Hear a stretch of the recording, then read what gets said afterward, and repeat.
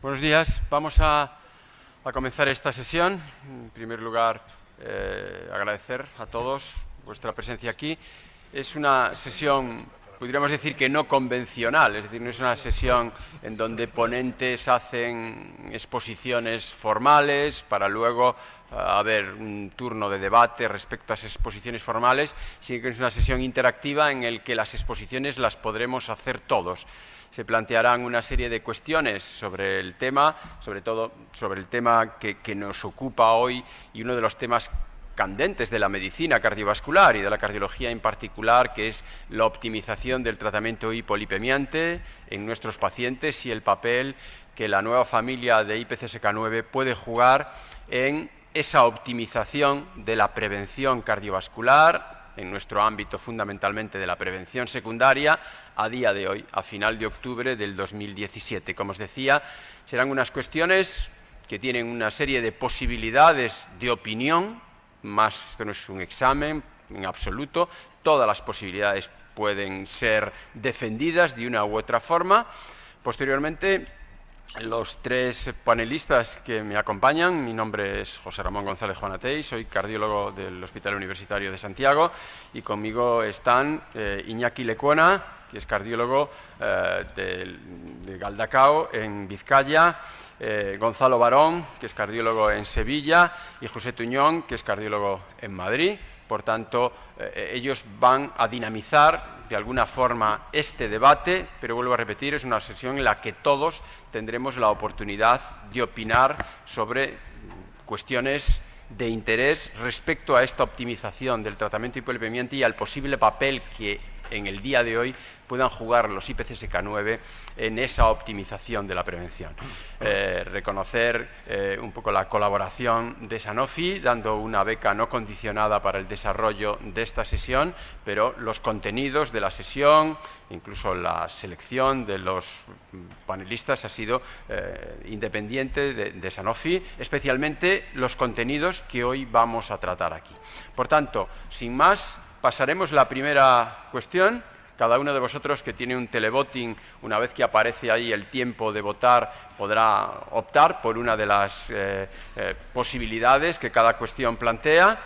Luego abriremos un turno de debate con los panelistas y le preguntaremos cuál es su opinión, qué creen ellos de lo que se ha votado y cuál es su posición, para posteriormente abrir este debate a todos vosotros. Cualquiera puede opinar, dar su opinión y decir qué le ha parecido, incluso el resultado de la votación. Finalmente pasaremos de nuevo la cuestión y veremos cómo ha sido la evolución si ha habido cambios, si no ha habido, en la opinión sobre la cuestión. Al final de la pregunta 3 y antes de la pregunta 4, José Tuñón nos hará una breve presentación sobre aspectos relacionados con lo que sabemos y lo que va a venir en IPCSK9, fundamentalmente orientado hacia las características de un gran ensayo clínico que va a dar nueva luz en este campo, que es el Odyssey Outcomes, y que será presentado en la próxima American College de Cardiología, para luego acabar con una pregunta final. Por lo tanto, sin más, vamos a comenzar con la primera cuestión. La primera cuestión, si nos la proyecta, por favor. La primera cuestión dice: ¿en qué pacientes usar PCSK9 añadido al tratamiento hipolipemiante máximo tolerado y no controlado? Es decir, ¿en qué pacientes, podríamos decir cuáles son los pacientes prioritarios para uso de PCSK9 a día de hoy, con la evidencia que tenemos con estos compuestos en ese objetivo de optimización de la prevención secundaria? Síndrome coronario agudo de menos de 3 meses, síndrome coronario agudo de menos de 1 año, evento recurrente, es decir, paciente que ha tenido varios eventos, varios síndromes coronarios agudos, enfermedad polivascular, pacientes con eventos en diferentes territorios vasculares, o paciente con diabetes mellitus y prevención secundaria, es decir, pacientes con cardiopatía isquémica y diabetes. Vamos a pasar ya. ¿Cuál creéis vosotros que paciente no controlado sería prioritario para el uso de PCSK9? So, hay la posibilidad de una opción. Esto, vuelvo a repetir, no es ningún examen, es únicamente opinión respecto a la situación un poco actual de pacientes prioritarios para estos compuestos. Es un área además de gran debate. Aquí está, muy diversificada. vemos que la mayoría de vosotros ha optado por pacientes con evento recurrente, pacientes que ha tenido un síndrome coronario agudo y vuelve a tener otro síndrome coronario agudo o otro evento en cualquier territorio vascular. En el ámbito de la cardiología, síndrome coronario agudo recurrente es lo habitual, seguido por casi prácticamente igual, paciente diabético en prevención secundaria, paciente con síndrome coronario agudo de menos de un año y ya después paciente con síndrome coronario agudo de menos de 3 meses o enfermedad polivascular. Por tanto, esto es lo que habéis votado. Gonzalo, ¿qué te parece? ¿Cuál es tu posición respecto a pacientes no controlados con tratamiento convencional para el uso de IPCSK9? ¿Qué ha opinado la gente? Si quieres decir qué has opinado tú y cómo ves esto. Desde luego yo coincido con la mayoría. Yo hubiera votado también, en primer lugar, eventos recurrentes, pero no hubiera votado el único evento recurrente. Es decir, yo creo que si la opción era posible votar a más de uno, yo también hubiera votado el síndrome coronario agudo en menos de 3 meses, porque considero, y estudios como el Miracle nos lo demuestran, que cuando los pacientes acaban de tener un síndrome coronario agudo, el control del colesterol LDL es en las primeras 12, 14, 16 semanas extraordinariamente importante, puesto que la recurrencia de los eventos va a depender del control del colesterol LDL. Por tanto, si el colesterol no está controlado y el paciente tiene un síndrome coronario agudo en los últimos 3 meses y llega a mi consulta, yo probablemente me plantearía reforzar el tratamiento al máximo posible. Vamos, que tú priorizarías, por un lado, pacientes con enfermedad vascular muy, pudiéramos decir, muy manifiesta, eventos recurrentes que hayan tenido, y también priorizarías riesgo, es decir, los que estén más próximos al momento de máximo riesgo, porque consideras que ahí podría ser prioritario buscar de forma rápida los objetivos. Correcto. José, ¿qué te parece? Sí, yo creo que en lo esencial estoy de acuerdo con Gonzalo. Para mí y la mayoría, la primera prioridad es, desde luego, aquel paciente que tiene síndromes coronarios agudos recurrentes, pese a que estamos haciendo las cosas bien. Tenemos que hacer alguna cosa diferente si no queremos que le vuelva a ocurrir lo mismo.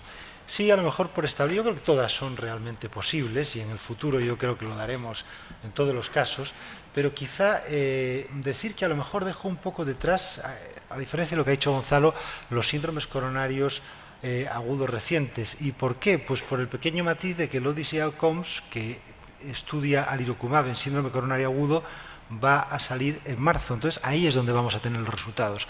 Aunque todos esperamos que vaya a ser positivo, es un paciente peculiar. Por un lado, como dice Gonzalo, con un riesgo mayor de eventos, donde se puede ver mejor el efecto del fármaco, pero por otro lado son gente muy estrictamente controladas con las estatinas, a diferencia de lo que ocurría con el Fourier, donde el control era un poco más laxo.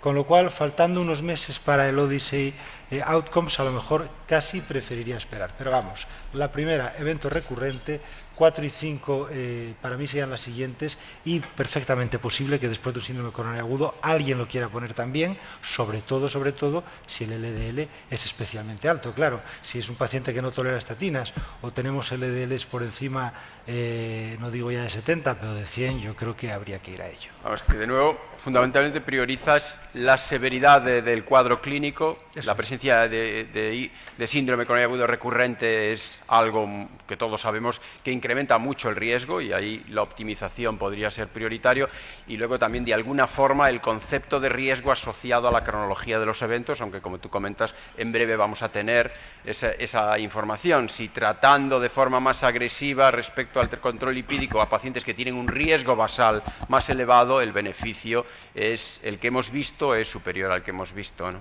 Iñaki, ¿qué te parece esto? Bueno, yo también he votado de entrada. El que más me parece claro es el síndrome coronario agudo recurrente, yo lo veo muy claro, pero dos notas clínicas diría, ¿no? Primero, tenemos que testar la adherencia al tratamiento de los pacientes. Yo creo que esto es muy importante, porque nuestros pacientes muchas veces no son suficientemente adherentes y persistentes en el tratamiento, por tanto yo creo que esto es importante. Y después, si tuviera cifras elevadas de LDL colesterol, también tendría que ver si hay alguna causa secundaria de mal control del LDL colesterol.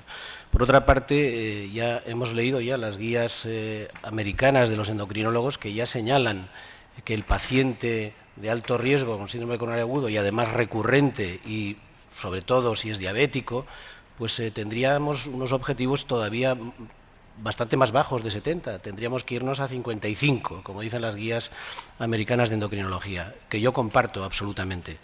De modo que yo estoy totalmente de acuerdo en que sea primero el recurrente. De todas maneras, es claro también que el síndrome coronario agudo comporta, sobre todo al primer año y más los 3 primeros meses, una morbimortalidad próxima al 18%, esto lo dice el registro sueco, y luego a partir de ahí, pues ya en el enfermo crónico estable con cardiopatía isquémica, más o menos la atrición es del 3% anual. Por tanto, yo creo que el recurrente y todas las demás planteamientos que hay en la diapositiva también yo creo que son dignos de ser considerados para IPCSK9 en función también de los niveles de LDL colesterol.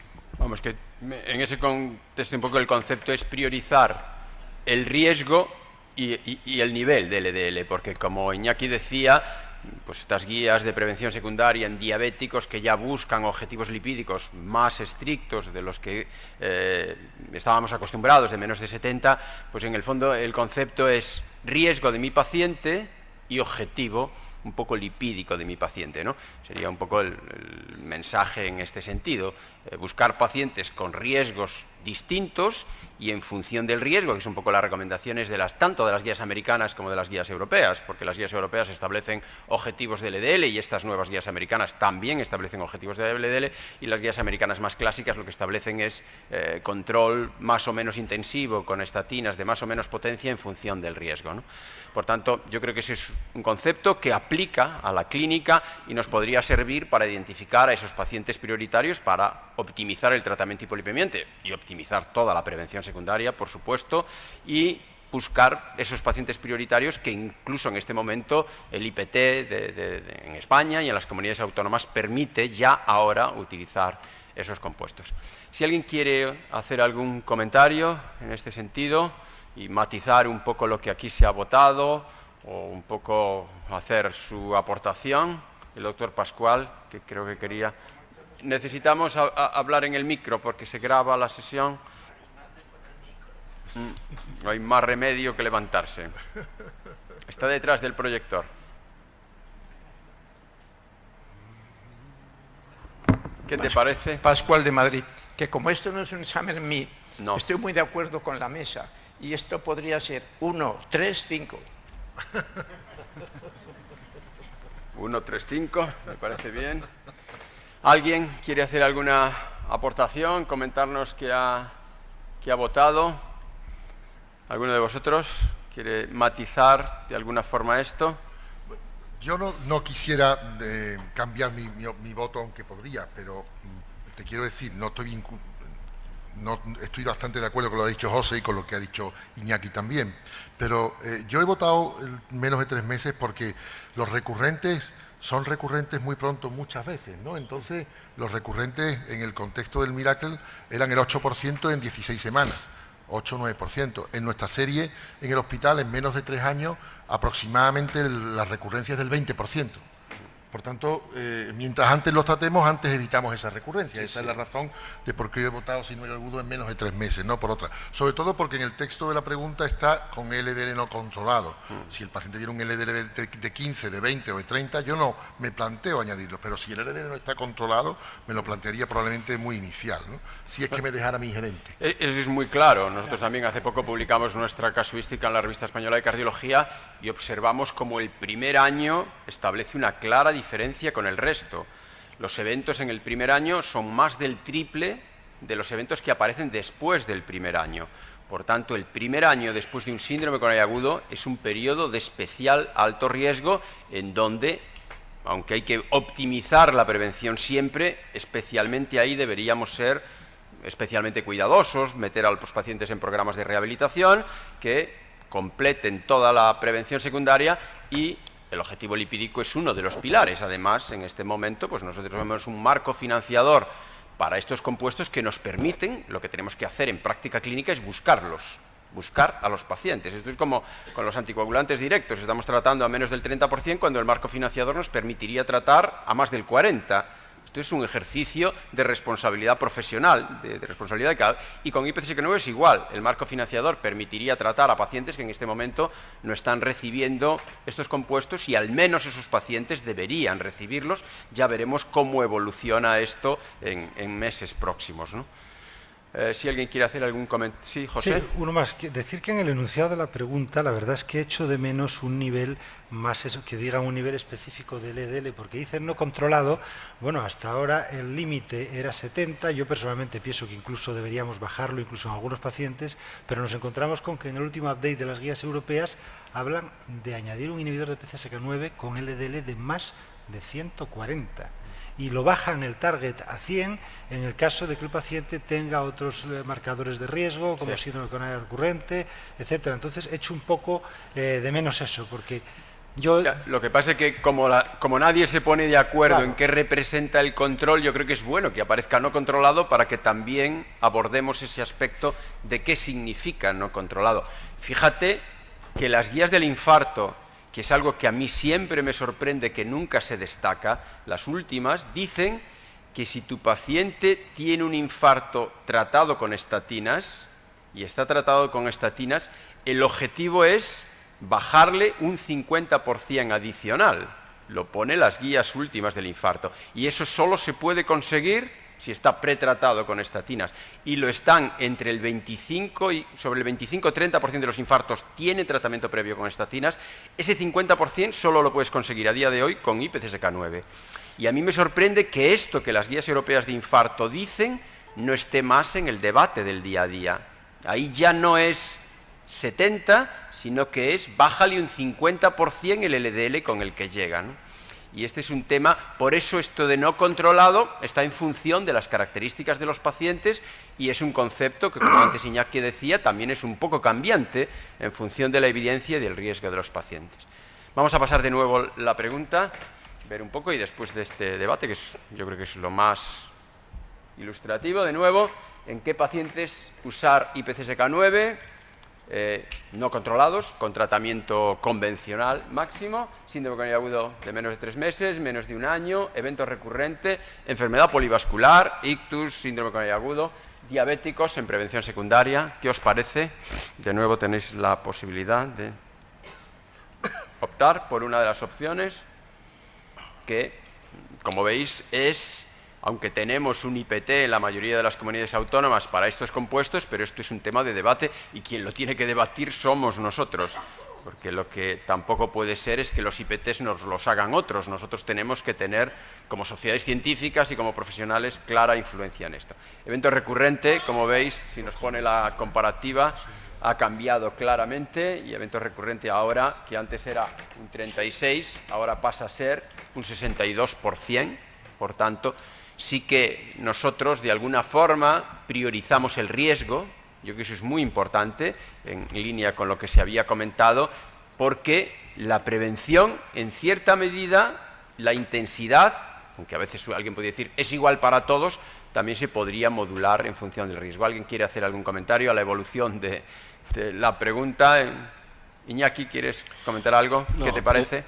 Pienso que no es que hayamos influido, yo creo que hemos reflexionado en alto y parece lógico, ¿no? Por otra parte, yo creo que la cuestión del recurrente es muy clara y también yo creo que enfatizar que incluso las guías americanas, como decía antes Gonzalo, señalan el síndrome coronario agudo de menos de 3 meses como de muy alto riesgo, o sea que eso está explícito en las guías americanas, de modo que esto es también muy relevante, pero yo estoy completamente de acuerdo que de la discusión yo creo que ha salido esta y yo creo que yo me alineo completamente con la sala. Perfecto, yo creo que además este tipo de debates es lo más enriquecedor, todos conocemos que hay y yo creo que es aquí establecer opinión, porque al final es opinión respecto a la evidencia que tenemos, ¿no? Vamos a pasar a la segunda pregunta. Pregunta 2. Paciente en prevención secundaria en tratamiento hipolipemiante con atorvastatina 80 con LDL de 110, objetivo de LDL según las guías europeas menos de 70.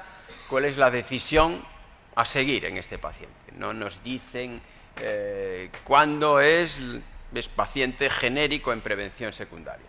Ezetimiba para conseguir una reducción entre el 15 y el 20, IPCSK9 de intensidad moderada, pues en este caso al Irocumab 75 para conseguir una reducción del 50%, IPCSK9 de intensidad alta, Aliru 150 o Evolucumab 140 para conseguir una reducción del 60-65 o mantener el tratamiento actual. No nos especifican en qué momento está el paciente en prevención secundaria, nos dicen con qué está tratado y LDL de 110. ¿Qué os parece?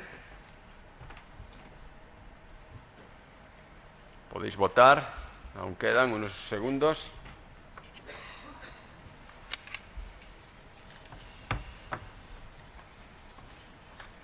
Bueno, aquí está muy equilibrada la respuesta. Ezetimiba, el 47%. Intensidad moderada de IPCSK9, Praluent 75, el 40%.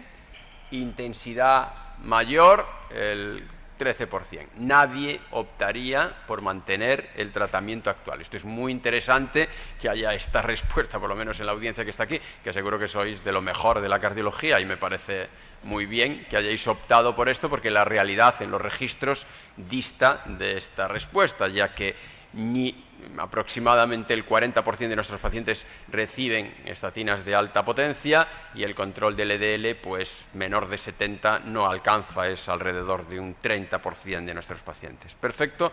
Iñaki, empiezas tú ahora. ¿Qué te parece esta? Bueno, a mí me parece que mentimos en la respuesta, porque efectivamente si esto fuera así, pues tendríamos al 80-90% de los pacientes por debajo de 70 miligramos de decilitro, y yo creo que hay un cierto nihilismo en este sentido, y entiendo también que haya mucha gente que pueda pensar en que la ezetimiba pues puede jugar un papel. Desde luego es claro que la respuesta a la ezetimiba es individual, pero es muy rara una respuesta superior al 25%. Y si yo deseo una reducción del 50%, con esas cifras de LDL colesterol, lógicamente voy a tener que utilizar un IPCSK9 y al menos mi respuesta ha sido la de utilizar la dosis de 75 miligramos para conseguir un 50% de reducción. Este sería mi planteamiento, porque creo que ezetimiba, insisto, a pesar de que la respuesta es individual, no creo que vaya más allá del 25% de reducción en el mejor de los casos. Vale, este es un paciente con 110 de LDL, atorva 80, suponiendo cumplimentación. Si das ezetimibe, como mucho 20% de reducción, no alcanzaría el objetivo que plantea la guía. Además, este es un supuesto que entra en el IPT de muchas comunidades. Paciente en prevención secundaria, dosis máxima de estatinas, LDL por encima de 100. Esto es un paciente que entra en la y es un paciente no muy frecuente, pero no inhabitual. Entonces la decisión es ezetimibe, bajo 20%, o opto por lo que en este momento el IPT. Hay alguna comunidad que te obliga a incluir ezetimibe y otras no. El del ministerio teóricamente es con estatina de alta potencia y ahí está un poco la posición. Juan, ¿a ti qué te parece? José, ¿qué te parece?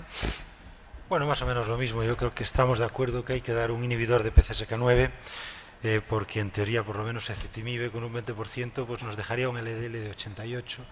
Y en cuanto a las dosis, las dos son posibles, pero yo desde luego no he llegado a tiempo, me han dado muy tarde el aparatito, pero hubiera contestado la 2 también.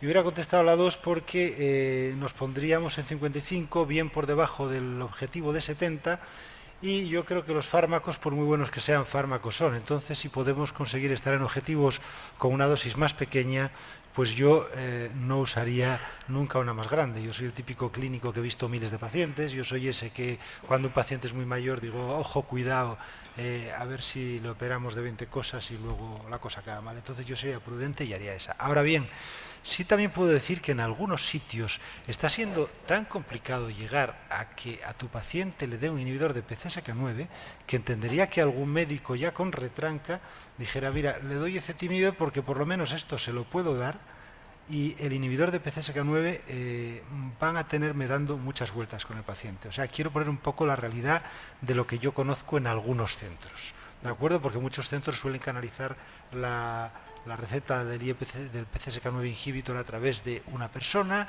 esa gente está presionada y es difícil. Pero vamos, desde el punto de vista de lo que deberíamos hacer, la 2 para mí la mejor, seguida de la 3. Vamos, que tú priorizas aquí el objetivo, porque Sí. alguien podría priorizar que este paciente en prevención secundaria, aunque no sabemos mucho de sus características, en qué momento está, pues dice, bueno, ya que voy a dar un IPCSK9, voy a dar un IPCSK9 la máxima potencia. Tú aquí crees que con ese 50% sería suficiente, aunque tuvieras una herramienta un poquito más potente para bajar un poco más, y lo priorizarías sobre ezetimibe en este contexto. Gonzalo, ¿qué te parece? Pues yo la verdad es que las respuestas me han agradado mucho, primero, porque he visto que hay un 0% de esta sala que el paciente no le movería a cambiar el tratamiento, lo cual, a pesar de que Iñaki coincido en que puede ser una mentira, entre comillas, yo creo que aquí hay suficiente materia gris como para haber asimilado las guías y la evidencia y tener todos claros que hay que cambiar la medicación de este paciente. Por lo tanto, yo ya de entrada esa respuesta me parece extraordinariamente positiva. Os dais cuenta que se presentan las elecciones, ¿no? Habéis visto que es conciliador, yo os llamo mentirosos y él os dice que sois muy majos. Calla, Puigdemont. En segundo lugar, yo creo que la Vamos gente ha votado la 1. concentrar el debate en la cardiología. Yo creo que la gente ha votado la 1 porque es lo que nos dejan hacer. En mi comunidad autónoma, que es Andalucía, no nos dejan poner IPCSK9 si no ponemos ezetimibe. Es decir, tendríamos que poner ezetimibe. Esta es una realidad, entonces la gente ha votado la realidad. Y yo creo que en ese sentido hay que ser muy conscientes de que es dificilísimo poner IPCSK9 en Andalucía, dificilísimo. Hasta tal punto que nosotros lo hemos contado en el último año y tenemos entre la unidad de lípidos y cardiología, no llegamos a 80 pacientes en el Hospital Virgen del Rocío, con una población básica de más de 600.000 personas y dependiente de nosotros de 1.200.000 personas. 80 personas con IPCSK9. Esta es nuestra realidad. Cuando la gente ha votado lo que puede hacer. Sí, sin Ahora, duda. yo he votado la 2, porque es lo que deberíamos hacer. Sin duda ese es el debate, además, porque el debate es, el IPT del Ministerio no incluye ezetimibe de forma específica, pero la realidad en muchos sitios es otra realidad.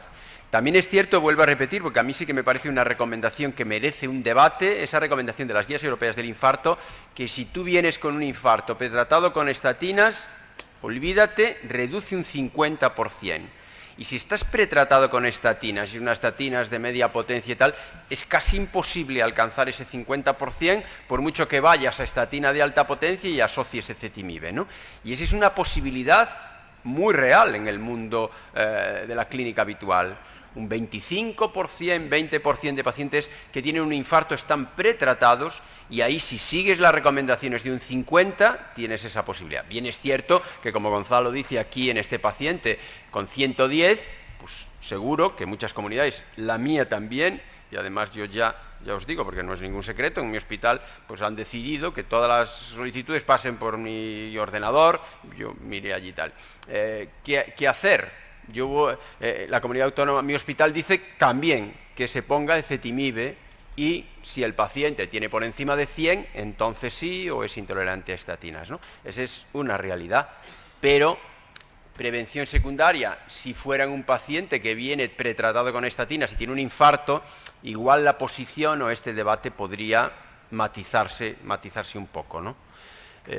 Pero fíjate que la mayor parte de los pacientes de estos niveles, si utilizamos ezetimibe, van a caer en el limbo, ¿no? Sí, en sí. el limbo. Y entonces, en el limbo de los justos, no se sabe si va a ir al cielo uno o al infierno. Entonces, más bien al infierno en este caso, probablemente, ¿no? Bueno, lo que pasa es que, como Gonzalo dice, a veces la situación es la que es, pero no con que la situación sea la que sea, que está muy bien aquí, porque aquí todo el mundo ha hecho algún cambio en la estrategia terapéutica de su paciente, y eso es muy importante. Yo creo que eso es una cosa muy importante. De entrada, pienso hacer algún cambio. Ahora vamos a ver qué cambio quiero hacer o qué cambio puedo hacer, ¿no? Yo no sé si alguien nos podría, sí, por favor, ilustrar qué pasa en su entorno. Mientras tanto, un comentario. Si utilizáramos estatina alta dosis y asociáramos ezetimibe, probablemente tendríamos que utilizar un IPCSK9 de alta dosis, porque hay una regulación muy al alza ya de receptores de LDL, tanto con estatina como ezetimibe, y por tanto probablemente tendríamos que utilizar un IPCSK9 de alta dosis. Sí. Muy bien, buenos días. En el medio en el que yo me desarrollo es una cardiología privada donde atiendo básicamente a la mutualidad de funcionarios del Estado.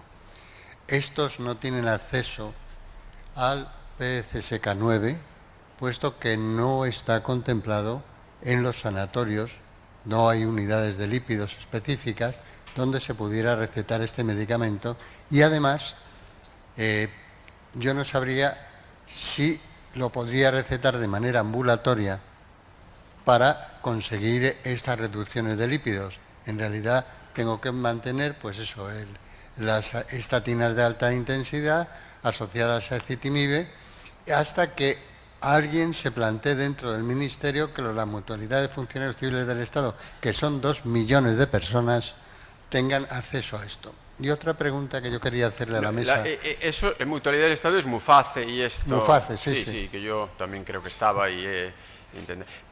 pero ahí yo creo que sí aplica el IPT del Ministerio. Sí, ¿no? Perdona, ¿te puedo responder? En nuestra experiencia en el Hospital Virgen del Rocío hemos tenido pacientes de ese tipo que han venido efectivamente con ese problema y los hemos mandado a la farmacia del hospital, y la farmacia del hospital les ha puesto el inhibidor. Pero vosotros lo podéis derivar a un hospital de la Seguridad Social, porque yo estoy trabajando en el hospital de la Seguridad Social, pero nos han venido pacientes de una consulta privada con un colesterol muy elevado, lo hemos mandado a la farmacia y por ser de Muface se lo han dado en el Hospital Virgen del Rocío. Sin ningún problema, ¿verdad? Pues me alegro de saberlo. Y otra pregunta que yo quería hacerle a la mesa, porque no tengo experiencia del tema: ¿qué adherencia hay de los pacientes tratados con este medicamento y los efectos secundarios, que creo que son algunas veces un poquito molestos? José, ¿podrías? Adherencia. Yo creo que adherencia se puede contestar fácil porque a veces es de dispensación hospitalaria, a veces hasta de prescripción, de administración ahí. La adherencia en cierta medida está garantizada porque es una inyección cutánea. ¿Y efectos adversos, José?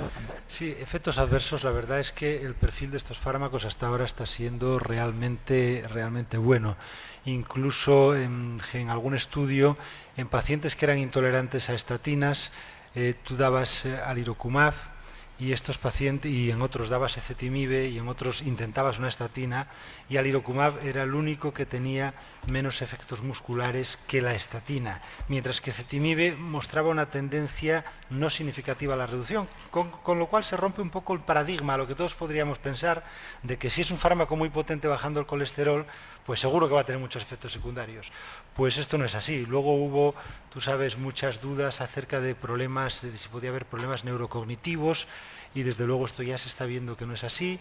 Con el evolocumab, después del estudio Fourier, han sacado un análisis donde más de 1.200 pacientes les hicieron un test de deterioro cognitivo y no aparecía ningún deterioro. Y tampoco en los estudios de alirocumab sale nada de esto.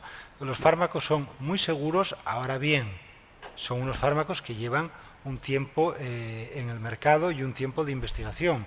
Se podrán ver más cosas cuando haya ya cientos de miles de personas utilizándolos, como ocurrió en su día, pues con alguno que incluso hubo que retirar. Pero hoy por hoy, para lo que llevan, la verdad es que el perfil está siendo excelente. Sí, yo creo que esos son los dos mensajes clave. La adherencia está bastante, la complementación garantizada, se trata de una inyección subcutánea de prescripción allí en el hospital, y los efectos adversos, sobre todo el deterioro cognitivo, que era un poco la sombra de la duda respecto a colesteroles muy bajos. Yo creo que incluso hay un estudio específico, pero es cierto, la vigilancia fármaco-epidemiológica es necesaria con todos los fármacos y especialmente con los fármacos nuevos, ¿no?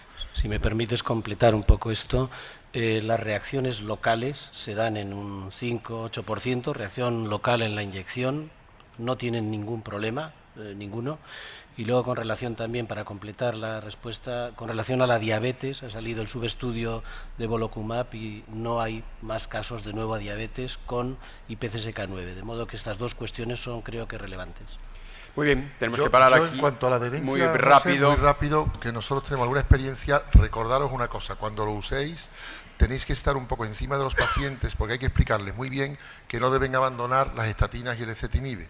Entonces los pacientes tienen un poco de lío, tienen que recoger en la farmacia del hospital las jeringas, no pueden recogerlas en la farmacia de su centro, de su zona, y esto os obliga a estar un poquito encima, porque además hay un 20% aproximadamente en los que hay que subir la dosis. Por tanto, estar un poquito encima, repetir análisis a los 3-4 meses si podéis, que pidiéndolos y especificándolos se puede, y hay que un 20% que hay que incrementar la dosis y doblarla.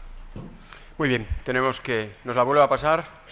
Vamos a ver un poco cómo ha evolucionado esto. Paciente en prevención secundaria, nuestra prevención secundaria, LDL de 110, Atorva 80, el objetivo de las guías menos de 70, de forma genérica, el tratamiento ezetimibe, dosis moderada, alirocumab 75, que es el único que permite esta dosis moderada, intensidad alta para conseguir más reducción, mantener el tratamiento actual.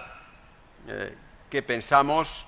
Esto es como veis, es un tema de relevancia clínica inmediata, porque estos pacientes los podemos ver mañana y tenemos que reflexionar sobre qué hacer y sobre qué podemos hacer en este contexto de optimizar la prevención de nuestros pacientes, que no solo son los lípidos, obviamente, pero que los lípidos es uno de los pilares. Bueno, como veis, ha cambiado de nuevo un poco la situación, ha bajado claramente ezetimiba, prácticamente a la mitad, y ha subido de forma significativa, pues dar una dosis moderada de alirocumab. ¿Qué os parece? Esto breve comentario, Iñaki, ¿ya? Bueno, yo no puedo estar más de acuerdo, es la que yo había votado y me parece una influencia positiva. Realmente en las comunidades en las que te exijan ezetimiba sí o sí, te vas a quedar ahí en ese limbo, probablemente. A lo mejor vas a tener que utilizar además fitosteroles o alguna historia más para intentar. Yo creo que no hay ninguna comunidad que obliga a dar fitosteroles. No, digo si te quedas en 88. No, ya. Y nada más, no puedo estar más de acuerdo que la reducción. Perfecto. Muy bien, yo creo que es un tema muy relevante. Perdón. Sí. Es que yo quería hacer un comentario. Perdona, que no te veía. Me da aquí un foco. Perdón, simplemente nada más un comentario muy sencillo, dando la vuelta a lo de los objetivos. El enunciado dice, el objetivo del LDL según las guías europeas, menos de 70, pero debemos de recordar que las guías europeas dicen que entre 70 y 135 realmente el objetivo es una reducción mayor del 50%, con lo que bueno, simplemente para volver a dejar ahí el punto de discusión, de debate, del objetivo de mientras más bajo mejor, mientras más rápido mejor y mientras más lo mantengamos mejor. Lo que pasa es que esa postilla de las guías europeas es cuando el paciente ya venía y tenía un LDL entre eso, que bajes un 50% adicional, que en cierta medida coincide con la recomendación de la guía de infarto, que dice que si estás pretratado y tienes un infarto, reduzcas un 50%. Bueno, realmente las guías del 2016 dicen menos del 70% y si el LDL está entre 70 y 135, una reducción del 50%. Ya, lo que pasa es que está esos son dos posibilidades. Si está entre 70 y 135 en paciente pretratado, reducción del 50%, y si está entre 70 y 135 en paciente no pretratado, pues probablemente también sea esa reducción del 50% que coincide con ese refuerzo que hacen las guías del infarto. En ese contexto, quizás solo PCSK9 podría lograr ese objetivo. Claro, que sería el caso de este paciente que está en dosis máxima de estatinas, tendríamos que al menos reducir 50% de ese LDL. Gracias. Muy bien, vamos a evolucionar con la pregunta, vamos a la siguiente. Y ya, paciente con evento cardiovascular reciente, menos de 3 meses, con LDL de 160, en tratamiento con Rosuva 20, parece que es hipercolesterolemia familiar, inicio tratamiento con IPCSK9 de alta intensidad, alirocumab 150 o evolucumab 140, analítica a los 3 meses, LDL 12 miligramos por decilitro. ¿Cuál es la decisión? Es decir, paciente con LDL alto, muy alto, 160, tras un evento reciente, inicio tratamiento con tratamiento con Rosuva 20, es decir, ya está pretratado con Rosuva 20, se pone alta intensidad PCSK9 y la sorpresa a los 3 meses es que el LDL está en 12. ¿Qué hacemos? Retiramos estatinas, disminuimos la dosis de estatinas sin cambios, mantener el tratamiento, disminuimos la dosis de PCSK9, retirar IPCSK9, tiempo para que... Bueno, es un escenario posible, al menos posible, pudiéramos decir, de situación de un síndrome coronario agudo reciente, con LDL 160 en tratamiento con Rosuva 20, y después de incluir IPCSK9, el LDL le baja 12, ¿qué hacemos? Disminuir dosis de IPCSK9 a 75 miligramos, y siguiente es sin cambios, mantener el tratamiento. El otro ya es mucho menos. José, ¿qué te parece? Sí, pues vamos a ver. Básicamente de acuerdo con la mayoría. Repasando una por una, retirar la estatina no lo ve bien. No debemos olvidar que las estatinas son la clave del tratamiento hipolipemiante por una razón muy sencilla, porque además de porque son más baratas, porque son fármacos que llevan muchos años en el mercado. Ya sabéis todo que aunque se hacen ensayos clínicos muy buenos, aquí participan miles de personas, pero cuando salen al mercado en fase 4 los empiezan a utilizar muchas más personas y todavía ahí pueden aparecer problemas. Y realmente las estatinas han demostrado esa seguridad, por lo tanto no hay duda de que tiene que ser el núcleo del tratamiento hipolipemiante. Y respecto a las dos más, ¿por cuál te inclinarías de las dos más votadas? ¿Sin cambios o reducir la dosis? Reducir la dosis. Tú reducir la dosis. Reducir la dosis, sí, porque... Gonzalo. Yo desde luego no reduciría la dosis en absoluto. Este paciente es un paciente de elevadísimo riesgo. Yo tengo pacientes como estos y todos los tenemos en las consultas, en el hospital, recuerdo a muchos de ellos, con colesteroles LDL a pesar de ROSU 20. Esto es una hiperlipemia familiar seguro. Este paciente va a tener un síndrome agudo en menos de 2 o 3 años, casi con el 80% de probabilidad con este colesterol, y por tanto yo mantendría la dosis alta y dosis. ¿Y no te preocuparía ese LDL tan bajo? Acaba de publicarse en Lancet, se ha presentado en el Congreso Europeo, un subestudio de Fourier con niveles de colesterol menos de 20. ¿No te preocupa ese colesterol? En absoluto, ha dado resultados iguales en seguridad y eficacia. Perfecto. Por tanto no me preocupa nada. Iñaki. Yo sería partidario de reducir la dosis, sin ninguna duda. ¿Tú reducirías la dosis? Sí, tenemos datos de Impruvit con un LDL por debajo de 50 en el 38%, datos de Fourier con un 42% de menos de 25 miligramos de decilitro, incluso el Spire 28% menos de 25 miligramos de decilitro. Pero yo creo que todo lo que baje, lo que esté por debajo de 25 30, yo creo que debemos ser prudentes. Al menos yo creo que necesitamos más tiempo. A pesar de que Fourier ha dicho que se benefician con 0 o 2 milimoles, yo creo que debemos ser prudentes. Es un debate muy actual, en ese sentido, breve, porque estamos muy justos. Sí, comentarios. Sí, yo estoy más de acuerdo aquí con Iñaki. Es cierto, como dice Gonzalo muy bien, que han salido ya un estudio en el Lancet derivado del Fourier demostrando que con LDLs tan bajos como 19 pues ni hay más efectos secundarios y los eventos parece que siguen cayendo. Es cierto que en análisis de 14 estudios de alirocumab sale lo mismo, LDL menor de 25, incluso menor de 15 en 2 determinaciones repetidas.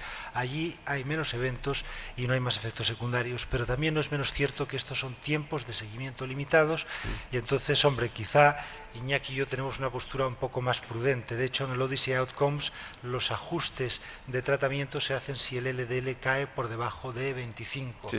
Entonces, es una posición más prudente, aunque esto no quiere decir que en el futuro se imponga lo que ha dicho Gonzalo. Esta cuestión plantea varios aspectos, pero plantea un aspecto importante y es en el ámbito de la cardiología no olvidarnos que la hipercolesterolemia familiar es relativamente frecuente en pacientes que sufren un síndrome coronario agudo.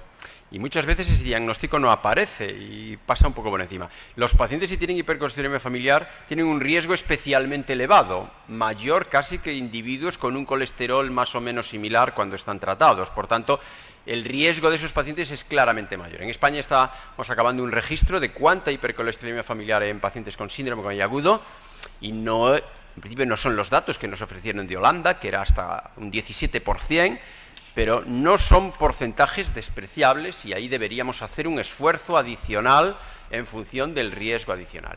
Y otro aspecto que plantea esta pregunta es lo que ahora José y un poco los tres, tanto Iñaki como Gonzalo, han planteado. LDLs tan bajos, o podríamos decir bajos, nos obligan a algún ajuste y aquí también es cierto que no todo el mundo está de acuerdo, ¿no? Alguien piensa que cuanto más bajo mejor y tenemos seguridad con esos niveles y el riesgo es lo que debería primar, y otras personas, como vemos aquí, que piensan que quizás, en línea también con el diseño del Odyssey, que podría haber un ajuste de dosis que alirocumab permite ese ajuste de dosis, ¿no? Yo creo que es un tema, son dos temas muy relevantes. Este paciente claramente tiene hipercolesterolemia familiar, si estaba tomando Rosuva 20 y tiene 160 de LDL, y tiene una hiperrespuesta. Lo que sí está claro es que tiene una superrespuesta al tratamiento con el IPCSK9 porque el descenso es espectacular del LDL. Son las dos cuestiones que a mí me gustaría destacar. Si alguien quiere hacer algún comentario en este punto, es que como no veo, si no, le preguntaría a alguien concreto, pero no soy capaz de... Sí, por favor. Juanjo, ¿puedes, que se graba la sesión, sales allí al micro?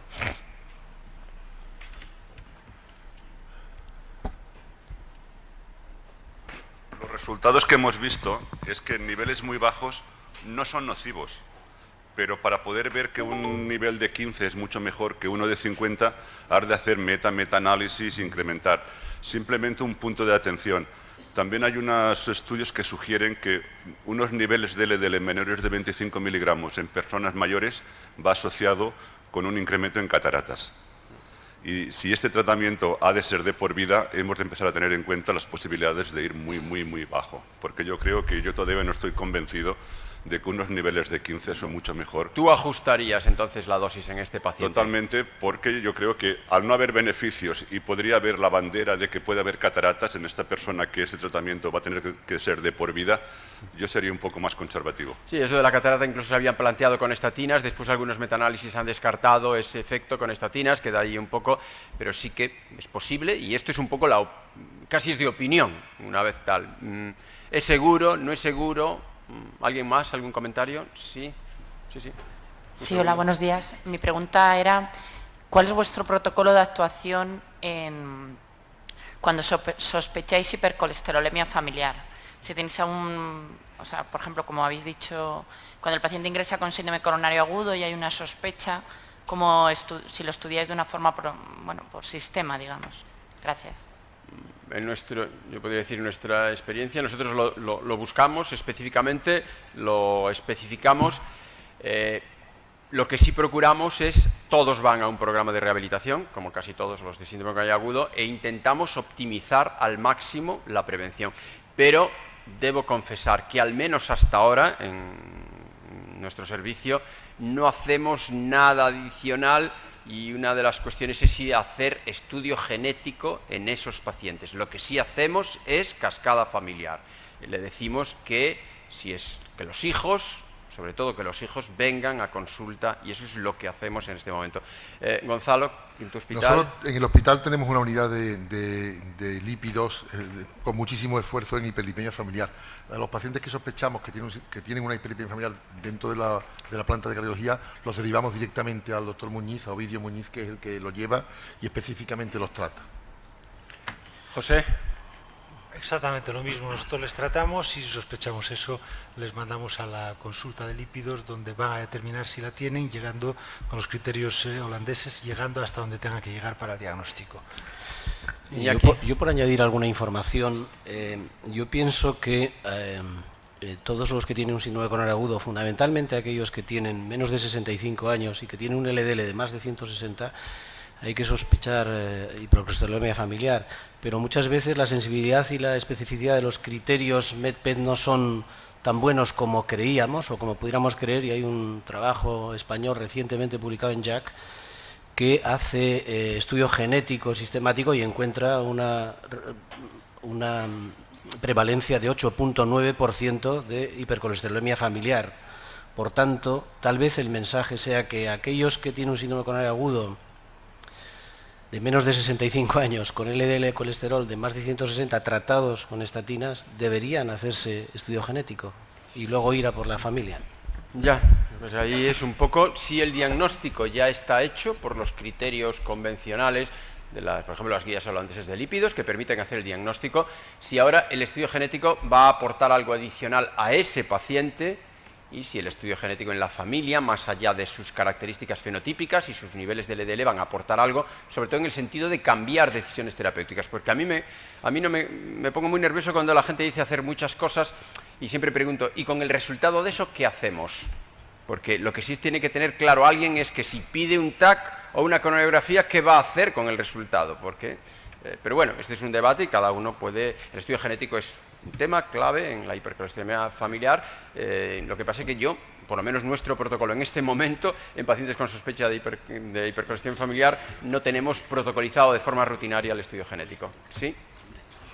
Hay una pregunta que se me está planteando últimamente. En pacientes tratados con dosis altas de estatina, me estoy encontrando, no sé si será casualidad, hipovitaminosis D. teniendo en cuenta que la vitamina D es una vitamina liposoluble, ¿hasta qué punto el bajar tanto las cifras de colesterol, por ejemplo, como este paciente, habéis encontrado o hay algo publicado sobre la acción? Porque en mujeres, sobre todo, que son tendentes a osteoporosis, estos descensos de vitamina D... Medir vitamina D, si no tratarla, José. A ver, nuestro grupo ha estudiado mucho la vitamina D y hemos encontrado, al igual que otros, que los pacientes coronarios que tienen niveles bajos de vitamina D tienen más eventos cardiovasculares y peor pronóstico. Y bueno, estamos estudiando eso y todo el eje, FGF23 y más cosas. Como tengo ese interés, entonces miré específicamente los estudios hechos con inhibidores de PCSK9 y las reducciones, porque tenía la misma duda que tú.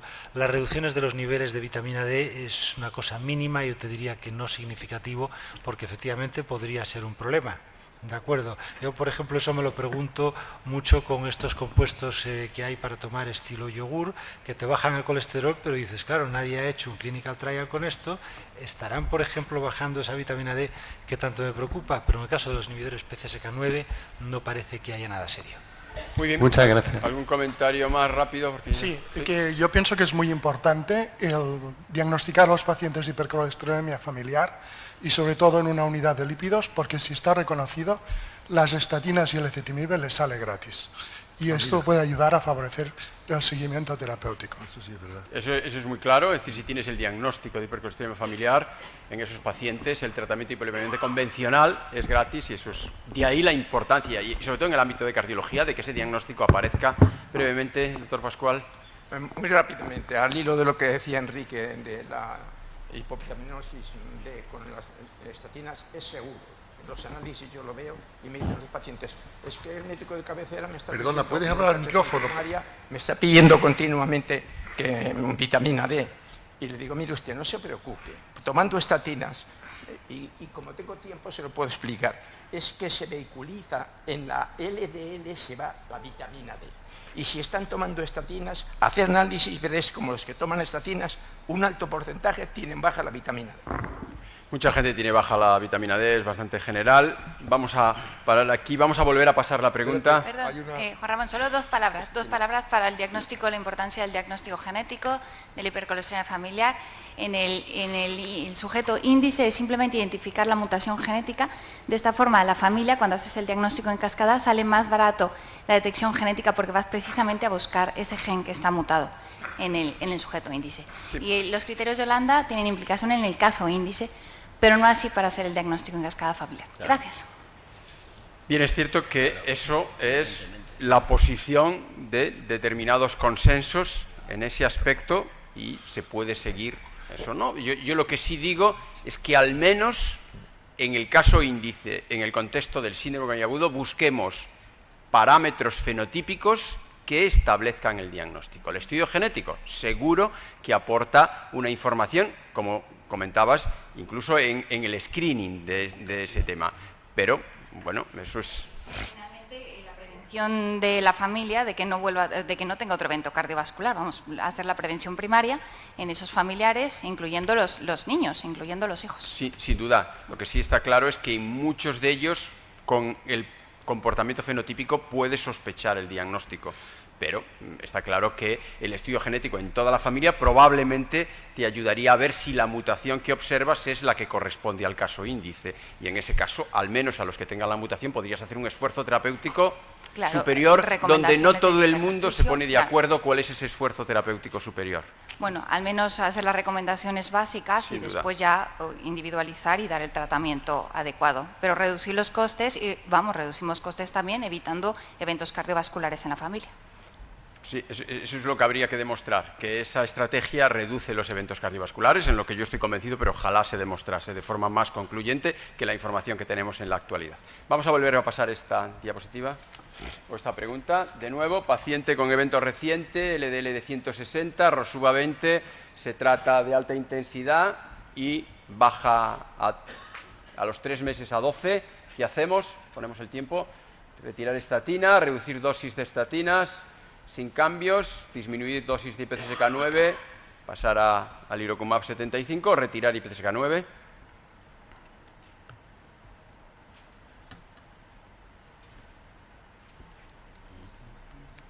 muy bien. Esto es lo más interesante, el debate. Yo creo que en estos aspectos el debate es lo que nos ayuda a todos.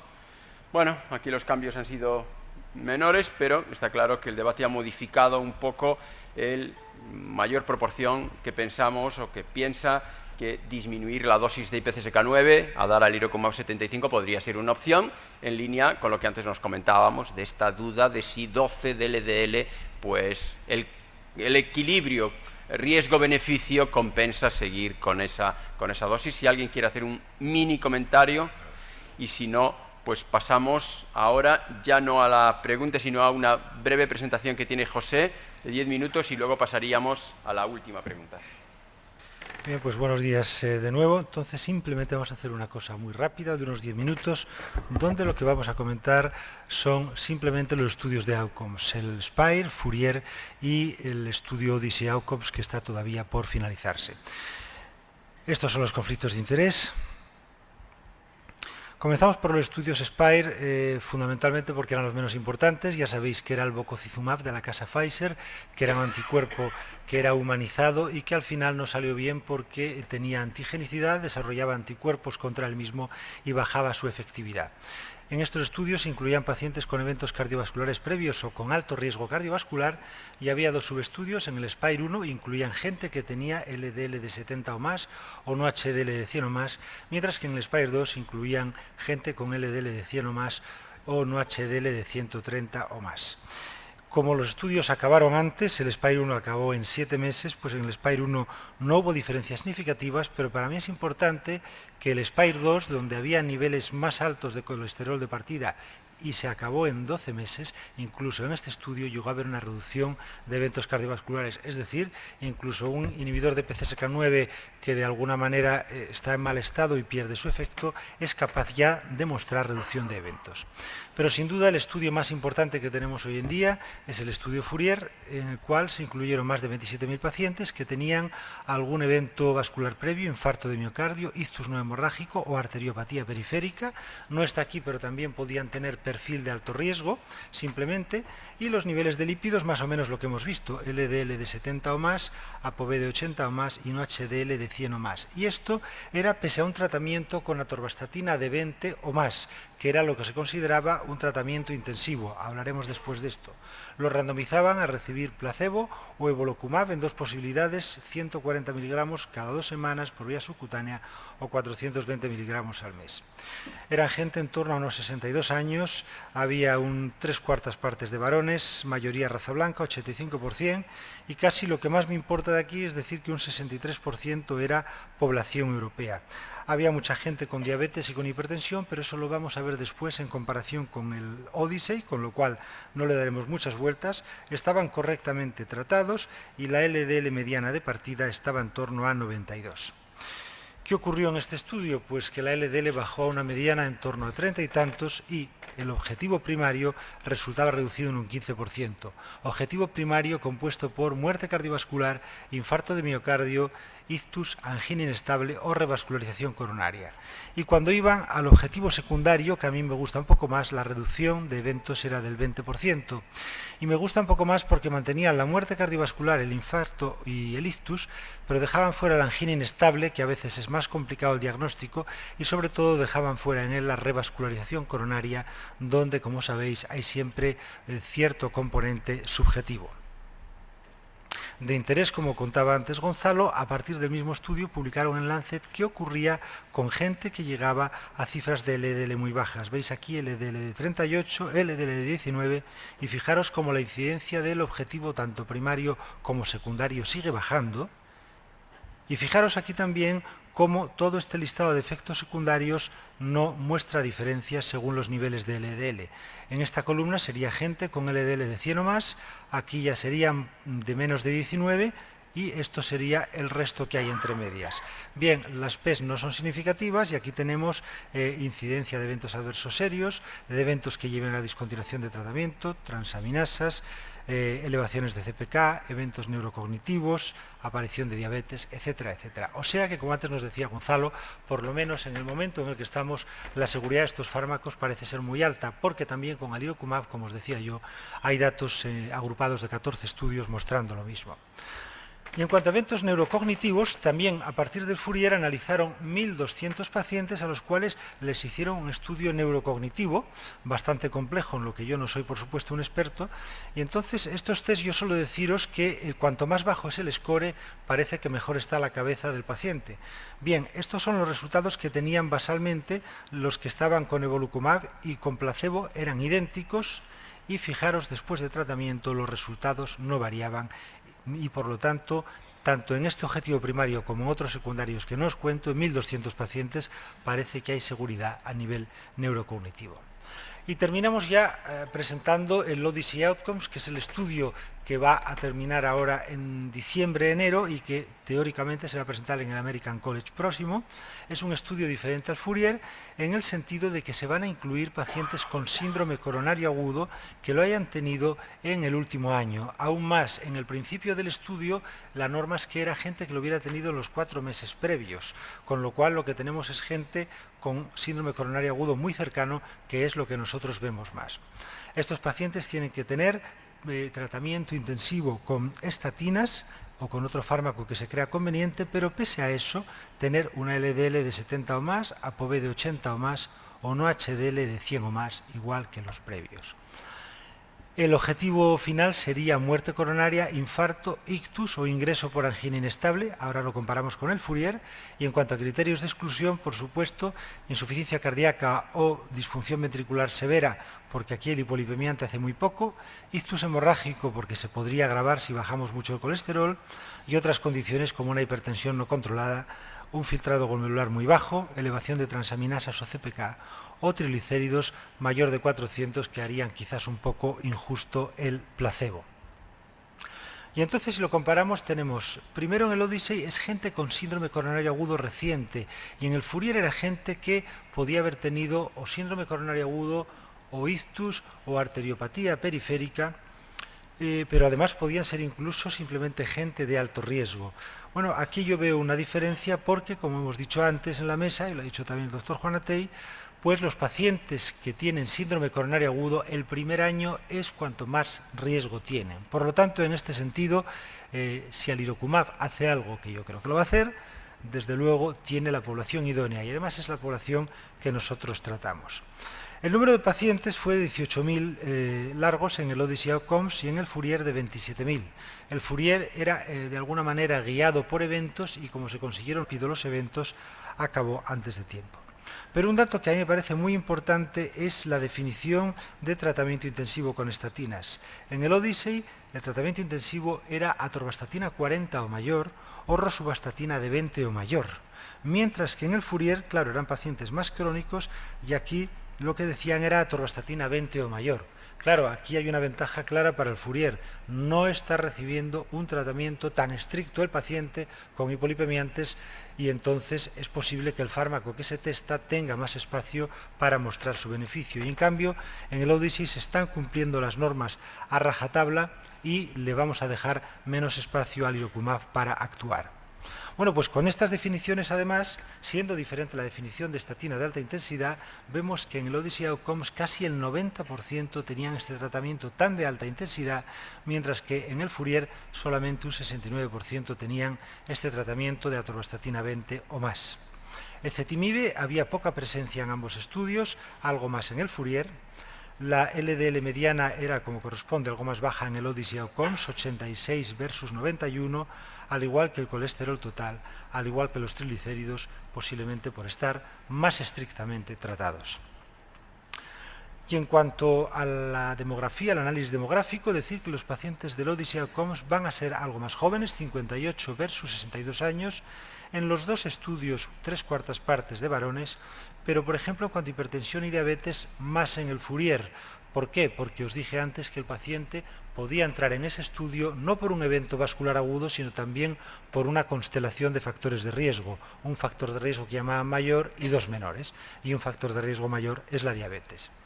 En cuanto a la historia de infarto de miocardio, el 100% del Odyssey Outcomes va a tener un síndrome coronario agudo, la gran mayoría infartos de uno u otro tipo. Y además en los últimos 4 meses o 12 meses. El Fourier, en cambio, solamente un 80% tenía un infarto previo que además no tenía que ser reciente, sino que podía ser antiguo.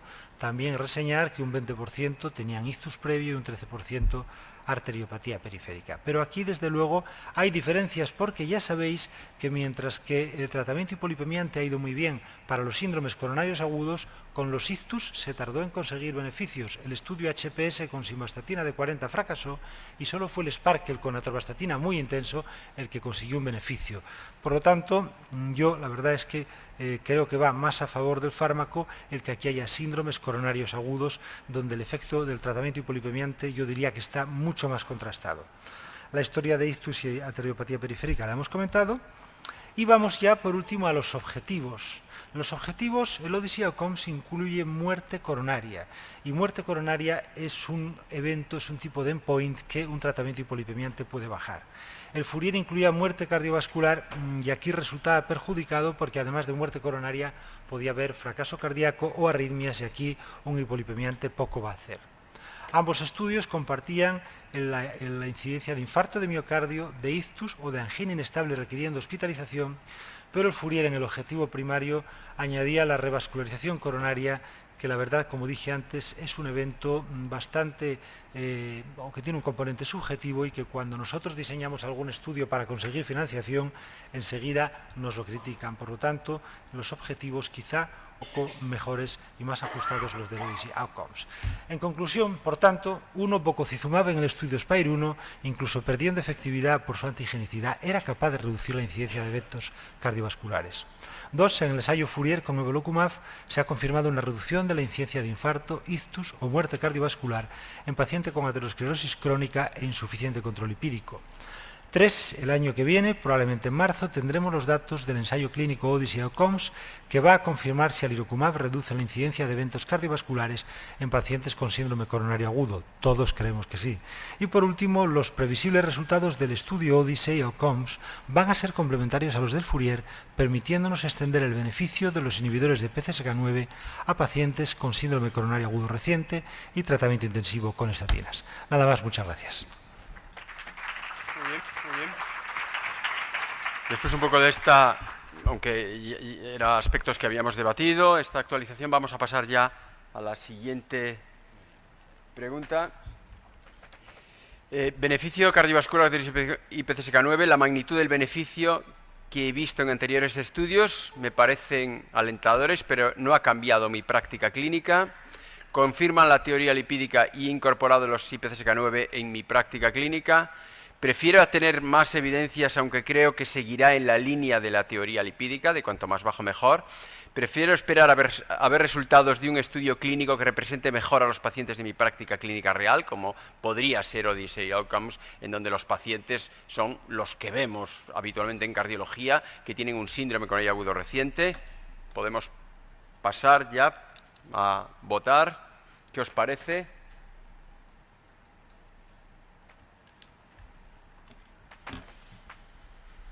Yo creo que es un poco la reflexión sobre qué va a suceder. Es decir, confirma la teoría lipídica, incorporado los IPCSK9 en mi práctica clínica. Yo creo que esa es un poco la opinión y realmente es la realidad. IPCSK9 están incorporados en práctica clínica. Una cosa es con qué condiciones y en qué condiciones. Seguro que Odyssey Outcomes va a complementar esta información, va a complementar la teoría lipídica, pero más allá de complementar y confirmar la teoría lipídica, ¿qué nos va a decir? ¿El riesgo de los pacientes condiciona los resultados? ¿Los pacientes con un riesgo más bajo, una terapia eficaz, reduce su riesgo en una magnitud menor que los pacientes con un riesgo más elevado, que es lo que hemos visto hasta ahora? Esto es un debate muy importante. ¿Qué te parece, Gonzalo, un poco en esta línea? Yo he votado la 2 porque los he incorporado a práctica clínica, pero comprendo que la gente sea un poquito conservadora y que hayan votado que prefiero esperar a tener más evidencia. Yo entiendo que la gente está esperando Odyssey Outcome como algo absolutamente necesario, ¿no? Tenemos que ver qué ocurre después de Fourier. José, brevemente. Sí, yo he votado la 2 también. Si se me permite un chascarrillo, el enunciado sería mejor: confirma la teoría lipídica e intento incorporar los inhibidores de PCSK9 a la práctica clínica. Lo digo por las dificultades que a veces nos encontramos. Pero yo creo que sí, y además, hombre, si nos miramos el metaanálisis que hizo el grupo de Brian Ferencz, ahí repasaban todos los tratamientos hipolipemiantes y se confirmaba que usaras el tratamiento que usaras, si tú bajabas el LDL y no eras tóxico, bajabas eventos, con lo cual yo creo que ya es suficiente. Muy bien, Iñaki. Sí, yo también voté la 2 y simplemente pues recordar, y que no está de más tampoco, que el riesgo residual que llamamos no solo es lipídico y que debemos también abordar el resto de factores de riesgo cardiovascular que son muy importantes. A veces no nos empeñamos excesivamente en el tabaco y, por ejemplo, Fourier tiene un 28% de fumadores. Por tanto, la diabetes, el tabaco, la hipertensión, en fin, el tratamiento holístico del paciente. Sin duda, eso es un mensaje que hay que reforzar. Incluso las unidades de rehabilitación ya quizás no debería suceder que servicios de cardiología grandes en este momento no tuvieran una unidad de rehabilitación estructurada, al menos para pacientes de alto riesgo, y enlaza con ese comentario. Pero aquí es ese debate, es decir, los hemos incorporado o los hemos intentado incorporar, aunque todos tenemos alguna posibilidad de incorporarlos, y tenemos que buscar a esos pacientes prioritarios en donde tenemos la posibilidad actual de incorporarlos, y esa es nuestra responsabilidad como médicos. Es decir, no podemos hacer dejación un poco, salvo que uno no crea en esto, que existen pocas posibilidades de que eso suceda, ¿no? Si tu marco financiador te permite, hay que buscar a esos pacientes prioritarios para optimizar su prevención secundaria. Y después esta reflexión, ¿qué va a suceder en Odyssey Outcomes? Pacientes de un riesgo mayor, sin duda, más de 3 veces el riesgo que los de Fourier, seguramente, o más de 2 veces, seguro. El beneficio guarda relación con el riesgo y el resultado de Odyssey va a ser como el de Fourier en un escenario distinto, pues cada uno puede tener su posición en ese contexto, porque esto seguramente va a matizar qué vamos a hacer. Si alguien quiere hacer algún comentario, o algún comentario también, ¿qué espera de Odyssey Outcomes? No sé. Juanjo, ¿tú qué esperas de Odyssey Outcomes? Creo que, como ha dicho Pepe, va a ser mejor por el seguimiento más largo y por la severidad de los pacientes. ¿Tú crees que el seguimiento va a condicionar el resultado y sobre todo el riesgo basal? Una terapia que es eficaz en pacientes que tienen más riesgo, probablemente el beneficio sea mayor que en pacientes que el riesgo sea más bajo, ¿no? Y uno de los grandes problemas es el costo. Ya. A tener un mejor beneficio cuando divides el Sí, sin duda la coste-efectividad cambiará. Si alguien quiere hacer algún comentario, si no, vamos a pasar de nuevo la pregunta ya. Por tanto, beneficio, la magnitud que he visto anterior me parecen alentadores, pero no han cambiado mi práctica clínica, confirma la teoría lipídica y los he incorporado, o los he intentado incorporar, aunque hay en pacientes que ya los puedo incorporar. Todo el mundo los puede incorporar en todas las comunidades autónomas, en algunos pacientes. Prefiero esperar a tener más evidencias y prefiero esperar a ver los resultados del Odyssey Outcomes, que probablemente pueda matizar mi posición aquí. Está ya corriendo el tiempo. Este es un tema muy interesante. En marzo próximo, en la ACC, vamos a tener los resultados del Odyssey Outcomes. Todos estamos esperando a ver qué sucede después de la expectativa que ha levantado el Fourier, y seguramente que esto va a matizar todo e incluso las recomendaciones de las guías de práctica clínica. Bueno, prácticamente aquí la gente tiene una solidez en su pensamiento y no ha cambiado. Por tanto, yo creo que esta es la... Hay una pregunta más y ya es esto, que valore esta sesión de 1 a 5. Yo ya os adelanto mi valoración, aunque ya supongo que la sabréis. Ojalá muchas sesiones sean así, en que todos podamos exponer nuestra posición, sobre todo cuando hay temas en que todos conocemos. Si hubiera una novedad muy llamativa, pues está bien que alguien haga una presentación formal, pero hacer aquí presentaciones formales, diapositivas tras diapositivas, sería quizás no tan atractivo como sesiones de este tipo, ¿no? A ver, ¿qué ha votado? Ya no hay votación aquí. Pensé, muy bien. Que lo valoréis cada uno en vuestra conciencia. De nuevo, tenemos un marco de utilización de estos compuestos. Están aquí para quedarse, sin duda han sido y seguirán siendo un peldaño más en la prevención cardiovascular. Tenemos pacientes prioritarios a día de hoy en donde deberíamos utilizarlos, intolerantes a estatinas, pacientes de alto riesgo con mal control.